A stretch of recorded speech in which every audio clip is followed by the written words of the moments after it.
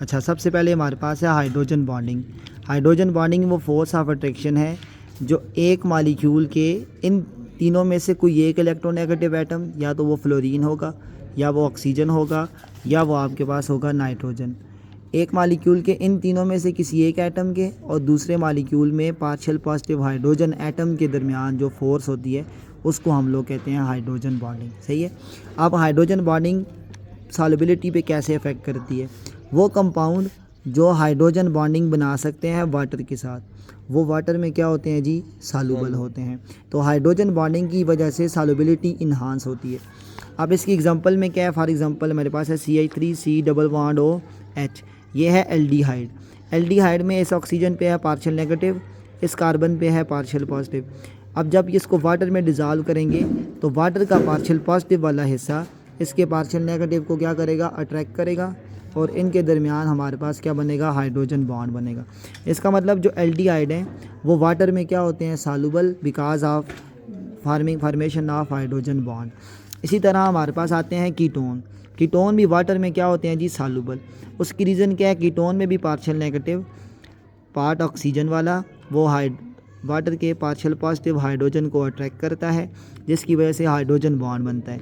इसका मतलब ketone are also soluble in water because of hydrogen bonding. अब उसके बाद है इथाइल अल्कोहल, CH3CH2OH। O पे है पार्शियल नेगेटिव, H पे है पार्शियल पॉजिटिव। इसको वाटर का नेगेटिव वाला हिस्सा अट्रैक्ट करेगा और इनके दरमियान डेवलप हो जाएगी हाइड्रोजन बॉन्डिंग। तो alcohols are also soluble in water because of hydrogen bonding. और सबसे आखिर में है कार्बोक्सिलिक एसिड यानी एसिटिक एसिड, CH3C+O(OH). इसका नेगेटिव वाटर के पार्शियल पॉजिटिव को क्या करेगा? अट्रैक्ट करेगा, और इनमें भी डेवलप होगी hydrogen bonding. That's why carboxylic acid are soluble in water because of the hydrogen bonding. अब नेक्स्ट बात क्या आती है कि इस क्वेश्चन में ये स्टेटमेंट थी कि ये एसिड की स्ट्रेंथ को कैसे इफेक्ट करती है। तो एसिड की जो स्ट्रेंथ होती है वो हाइड्रोजन बॉन्डिंग के इन्वर्सली प्रोपोर्शनल होती है। अब HF एक एसिड है, जब ये दूसरे HF के करीब आएगा तो इसका पार्शियल नेगेटिव इसके पार्शियल पॉजिटिव को क्या करेगा? अट्रैक्ट करेगा, और इनके दरमियान बन जाएगी हाइड्रोजन बॉन्डिंग।